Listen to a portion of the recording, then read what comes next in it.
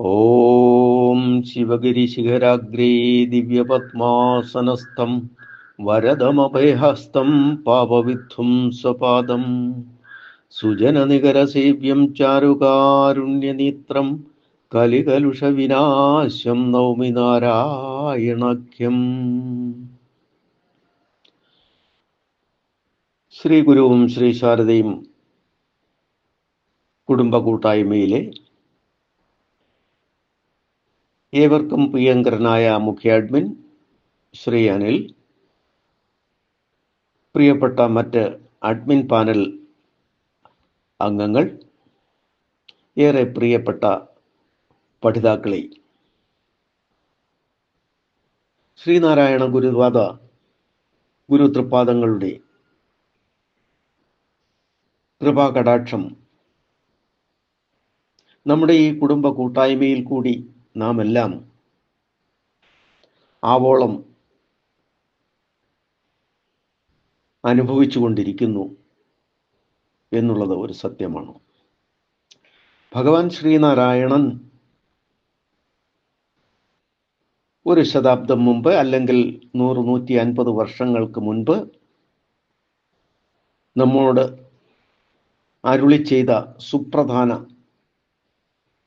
ഘടകമായ സാങ്കേതിക വിദ്യയുടെ നേർസാക്ഷികളും അതിൻ്റെ ഗുണഭോക്താക്കളുമാണ് നാമെല്ലാം. ലോകമെമ്പാടുമുള്ള ഗുരുഭക്തർ ഇന്ന്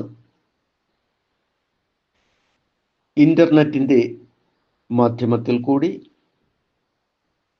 ഗുരുദേവ തൃപാദങ്ങളെ കൂടുതൽ അറിഞ്ഞും ആരാധിച്ചും വരുന്നു എന്നുള്ളത് ഞാനിവിടെ പറയേണ്ട ആവശ്യമില്ല. അറിയാനും അറിയിക്കുവാനും വേണ്ടി നാം ഓരോരുത്തരും ഗുരുദേവ തൃപാദങ്ങളുടെ മൊഴികൾ സ്ഫുരിക്കുന്ന, പ്രകാശിക്കുന്ന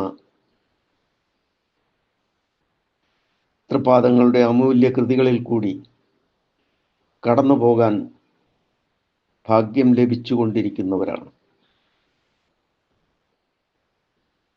ഇതിൻ്റെ എല്ലാം കാരണം ഇവിടെ ഞാൻ പറഞ്ഞതുപോലെ ഗുരുദേവൻ 100-150 വർഷങ്ങൾക്ക് മുൻപ് സാങ്കേതിക വിദ്യ എന്ന വിഷയത്തെപ്പറ്റി നമ്മോട് ഉദ്ബോധിപ്പിച്ചതാണ്. ഗുരുവിൻ്റെ മനോമുകുരത്തിൽ നിന്ന് ഒന്നൊന്നര ശതാബ്ദം മുമ്പ് പ്രോല്ലസിച്ച മാനവരാശിയുടെ ഉന്നമനത്തിന് ഉപോത്ബലകമായ ജ്ഞാനവല്ലരികളുടെ ധാരയാണ് ഓരോ കൃതികളും എന്ന് നാം മനസ്സിലാക്കിക്കൊണ്ടിരിക്കുന്നു. ആത്മസഹോദരങ്ങളെ, ഏറെ സന്തോഷമുണ്ട് ഇന്ന് നമ്മുടെ ഗ്രൂപ്പിൻ്റെ ആത്മോപദേശ ശതക സമർപ്പണത്തിൽ എനിക്ക് അവസരം ലഭിച്ചതിൽ. തൃപ്പാദങ്ങളുടെ മഹാകൃതിയായ ആത്മോപദേശ ശതകം 30ാമത്തെ ജ്ഞാനവല്ലരി ഇന്ന് ഗ്രൂപ്പിൻ്റെ മഹായജ്ഞത്തിൻ്റെ ഭാഗമായി സമർപ്പിക്കുക എന്നുള്ളതാണ് എന്നിൽ നിക്ഷിപ്തമായിരിക്കുന്ന കർത്തവ്യം. മഹാഗുരുവിൻ്റെ തൃപാദങ്ങൾ നമിച്ചുകൊണ്ട്, അറിവിൻ്റെ വിദ്യയുടെ പരദൈവതമായ അംബ ശാരദാദേവിയെ സാഷ്ടാംഗം വന്ദിച്ചുകൊണ്ട് എൻ്റെ കർത്തവ്യത്തിലേക്ക് കടക്കാൻ ശ്രമിക്കുകയാണ്. ആദ്യം എനിക്കിവിടെ അനുവദിച്ചു തന്നിട്ടുള്ള പദ്യശകലത്തിലേക്ക് കടക്കാം. ജഡമറിവീലറിവിന്നു ചിന്തയില്ലോതുകയുമില്ല. ജഡമറിവീലറിവിന്നു ചിന്തയില്ലോതിടുകയുമില്ലറിവെന്നറിഞ്ഞു സർവം വിടുകിലവൻ വിശദാന്തരംഗനായി മേൽ ഉടലിലമർന്നുഴലുന്നതില്ല നൂനം. ആത്മോപദേശ ശതകത്തിലെ ഈ ജ്ഞാനവല്ലരി, അതായത് 30-ാമത്തെ ജ്ഞാനവല്ലരി ആണ് ഇവിടെ വളരെ ഏതാനും വാചകത്തിൽ കൂടെ ഞാൻ അവതരിപ്പിക്കാൻ പോകുന്നത്. മൃഗേന്ദ്രമുഖം വൃത്തത്തിൽ 100 പദ്യങ്ങൾ ഉൾക്കൊണ്ടതാണ് ആത്മോപദേശ ശതകം എന്നെല്ലാം നാം മനസ്സിലാക്കിയിട്ടുണ്ട്. സകല പ്രപഞ്ച ഘടകങ്ങൾക്കും സൃഷ്ടി, സ്ഥിതി, സംഹാരം ഉള്ളവയാണ്.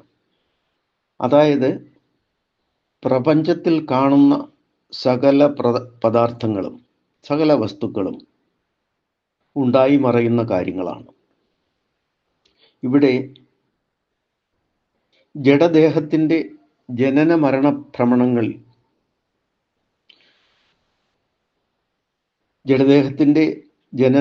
ഭ്രമങ്ങളിൽ പെട്ട് എങ്ങനെ ദുഃഖിക്കാൻ ഇടവരുന്നില്ല എന്ന് ഉള്ള പ്രത്യാശ നൽകുന്നു. ജഡം എന്ന വാക്ക് കേൾക്കുമ്പോൾ തന്നെ നമുക്കറിയാൻ സാധിക്കും അതിന് ബോധം ഇല്ലാത്തതാണ് എന്ന്. ജഡത്തിൽ ചിന്ത ഉദിക്കുന്നില്ല,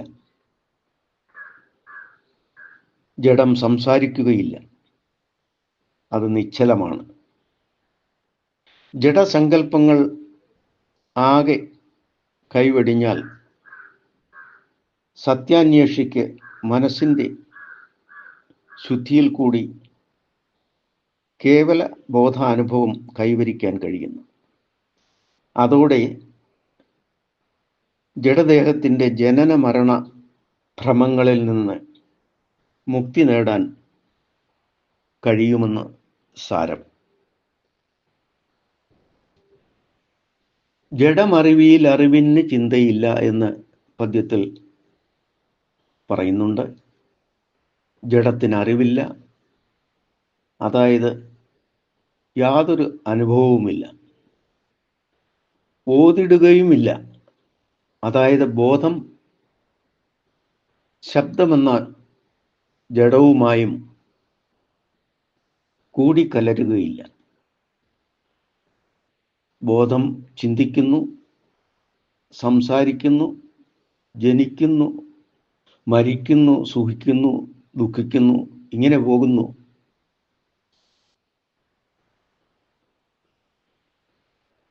ഓരോ സത്യാവസ്ഥയിൽ ഇതെല്ലാം നമുക്ക് തോന്നാനിടയാകുന്നു.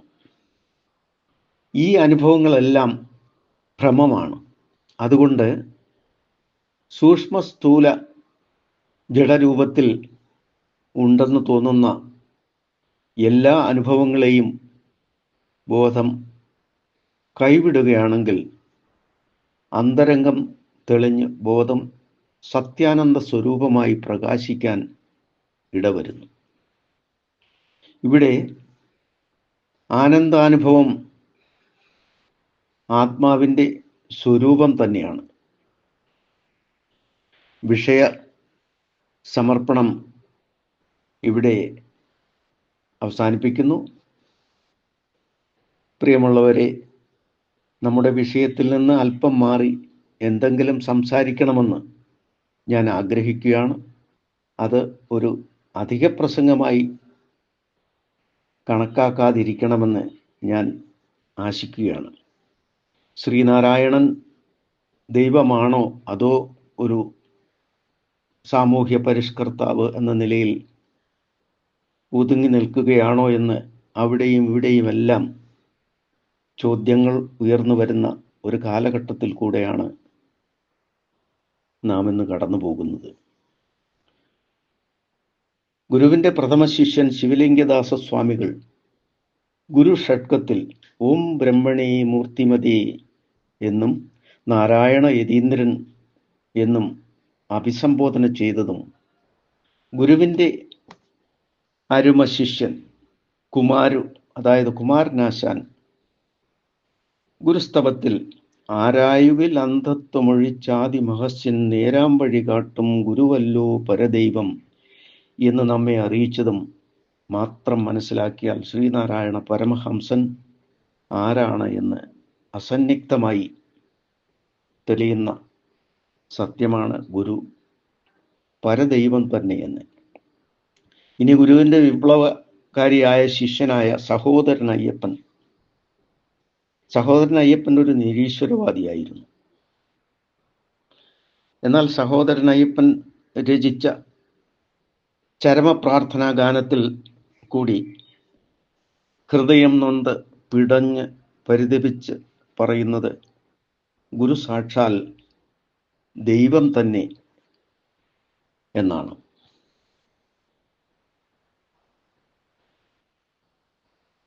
എന്നെ ശ്രവിക്കുന്ന, എന്നെ കേൾക്കുന്ന എല്ലാ ആത്മാ സഹോദരങ്ങൾക്കും ഗുരുദേവ തൃപ്പാദങ്ങളുടെ അനുഗ്രഹാശിസ്സുകൾ ഉണ്ടാകട്ടെ എന്ന് ആശംസിക്കുന്നു. നന്ദി, നമസ്കാരം. ഗുരു ഓം.